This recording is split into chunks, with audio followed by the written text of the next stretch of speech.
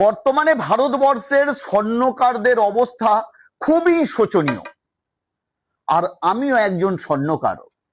তাই আমার মনে হয়েছে কেবলমাত্র ভিডিও করে ফেসবুকে পোস্ট বা শেয়ার করলে এই সমস্যার সমাধান হবে না। তাই আমি সেই সমাধানের রাস্তায় কিছু হলেও একটা উপায় বার করেছি।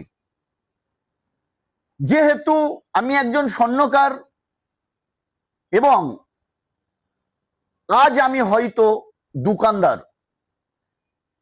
আজ আমার কাছে যা সম্পত্তি, টাকা পয়সা, সোনা দানা, বাড়ি গাড়ি যা রয়েছে, তার কিঞ্চিত হলেও ওই আমার নিচে কাজ করা কারিগরদের অবদান মানতেই হবে।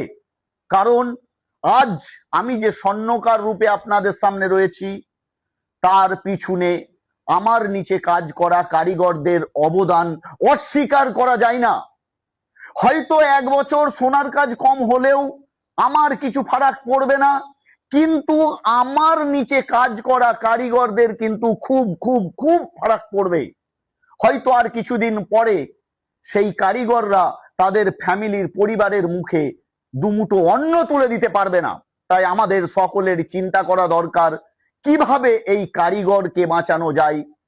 তাই আমি সিদ্ধান্ত নিয়েছি, লস যেটা পাওয়া যায় সেটা আলাদা, কাজ হোক বা না হোক আমার কারিগরদের তার পরিবারের মুখে অন্ন তুলে দেওয়ার জন্য প্রতি মাসে এই এক বছর 20 থেকে 25,000 টাকা করে তাদের মাইনে স্বরূপ দেওয়া হবে।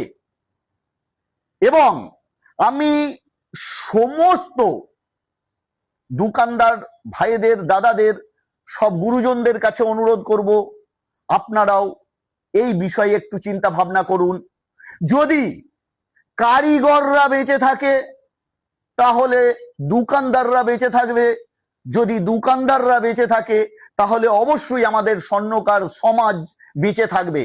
নচেত যে চক্রান্ত চলছে, এই চক্রান্তে স্বর্ণকার সমাজ শেষ হয়ে যাবে, ধূলিসাৎ হয়ে যাবে।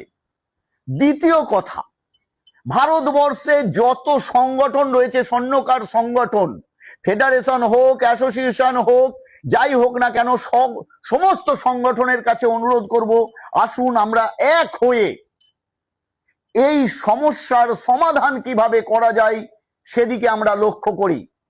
যদি প্রয়োজন পড়ে এর জন্য আমাদের আন্দোলন পর্যন্ত করতে হবে।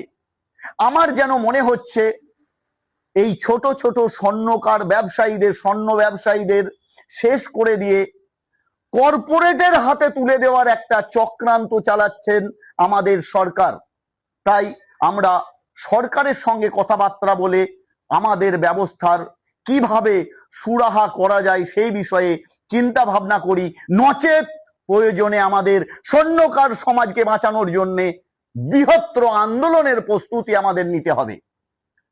আপনাদের কাছে অনুরোধ, এই ভিডিওকে বেশি বেশি করে শেয়ার করবেন এবং আমার পেজকে ফলো করবেন।